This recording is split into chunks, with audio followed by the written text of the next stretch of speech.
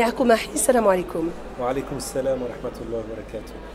Vous avez été l'invité dans le cadre de cette 3e édition de la Foire musulmane de Bruxelles d'une table ronde qui avait pour titre 40 ans d'islam belge, quel bilan, quelle perspective? La question, je vous la pose. Eh bien, c'est un honneur pour moi d'être parmi les invités de cette foire, 3e édition de la Foire musulmane de Belgique. Effectivement, il est temps de tirer un bilan et d'ouvrir un éventail de possibles pour les perspectives d'avenir autour de l'islam en Belgique. Ça fait 40 ans. 40 ans d'une présence d'une communauté qui se construit, qui évolue, qui se recherche.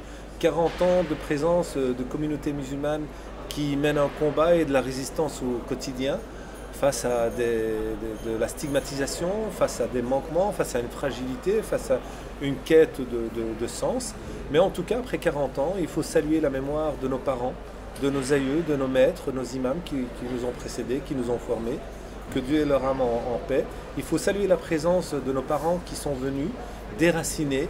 Ils ont été exportés économiquement par leur pays d'origine et ils se sont installés ici. Ils ont construit, ils ont bâti des espaces, des mosquées, des lieux de rencontre, des écoles coraniques, des écoles de langue arabe notamment, des écoles où on peut préserver l'identité religieuse musulmane.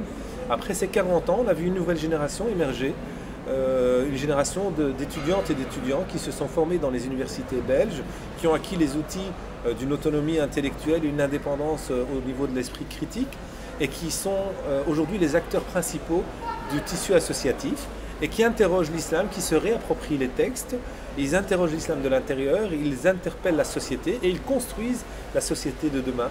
Je ne peux que saluer cette initiative, cette présence, ce courage, ce travail, mais en même temps, j'ai le regret de constater que pendant ces 40 ans, les autorités, les pouvoirs publics ont toujours essayé de maintenir la communauté musulmane sous tutelle et de maintenir les musulmans dans un paternalisme certain par des propos souvent islamophobes, par des propos simplistes, par de la démagogie.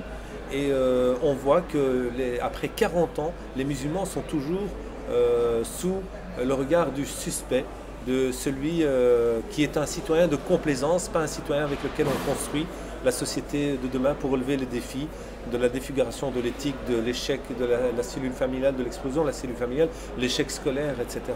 Et donc je constate qu'il y a des acquis, il y a des manquements, il y a des fragilités, mais en tout cas, je pense qu'on a des outils, on peut aller de l'avant. Dans le cadre de ces 40 ans d'islam belge, comment voyez-vous cette édition, cette 3e édition de la Foire musulmane de Bruxelles? Je constate qu'en fait, il y a un climat de méfiance. Et cette 3e édition de la Foire musulmane de Belgique est quelque chose d'intéressant parce qu'elle permet aux musulmanes et aux musulmans de se rencontrer, de renforcer leur fraternité, ce que nous avons besoin sur le plan spirituel, et en même temps d'interpeller et de se présenter aux non-musulmans parmi nos concitoyens. Mais je déplore que, à titre d'exemple, pour cette 3e édition, notre gouvernement fédéral et le bourgmestre de la ville de Bruxelles a encore une fois brillé par une ingratitude en interdisant l'accès au territoire belge à un prédicateur étranger sous prétexte qu'il aurait tenu des propos antisémites judéophobes. Et ce même prédicateur s'est excusé, il est revenu sur certains propos en disant qu'il a froissé peut-être des sensibilités, qu'il y avait une maladresse dans les propos, dans la façon de s'exprimer, mais on a jugé l'intention de cette personne. Et ce qui m'étonne, c'est que les autorités ont interdit aux intervenants dans cette foire de se prononcer sur cette question de censure. Et cette censure montre un paternalisme certain qui est entretenu par les pouvoirs publics à l'égard des citoyens belges de confession musulmane. Et ça suffit. On en a marre d'être considérés comme des citoyens de seconde zone. Quand certains politiciens tiennent des propos racistes, qui justifie la collaboration pendant la Deuxième Guerre mondiale, qui considère que l'immigration marocaine et que l'immigration congolaise et algérienne n'a aucune plus-value dans la société belge, ce sont des propos racistes. On accepte uniquement de simples excuses plates de la part de ce politicien, sans exiger une démission catégorique de leur présence dans la politique belge.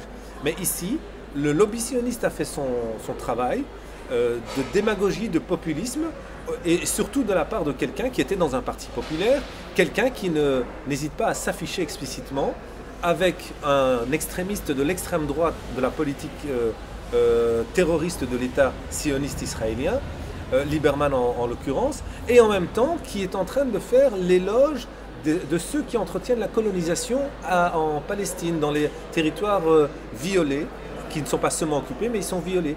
Le droit international interdit la colonisation. Et faire l'éloge de ceux qui entretiennent la colonisation, c'est une atteinte à la dignité d'un peuple et par laquelle on interdit à un peuple de déterminer de lui-même. Et donc je ne comprends pas pourquoi ce deux poids, deux mesures. Et ça m'inquiète. Parce que moi je suis dans une construction avec les communautés belges de confession juive, chrétienne, orthodoxe, catholique, protestante, agnostique, athée, etc. Et je considère qu'on doit entendre des voix s'élever. On n'a pas entendu les intellectuels comme M. Dassetto ou d'autres dénoncer ce genre de choses. Aujourd'hui à la foire, il en a dit un mot, mais de manière très timide, en niant le fait qu'il y ait de l'islamophobie. On n'a pas entendu les autres dignitaires religieux s'insurger contre le fait qu'on soit sous la censure et qu'on ne puisse pas s'exprimer sur un sujet qui nous interpelle.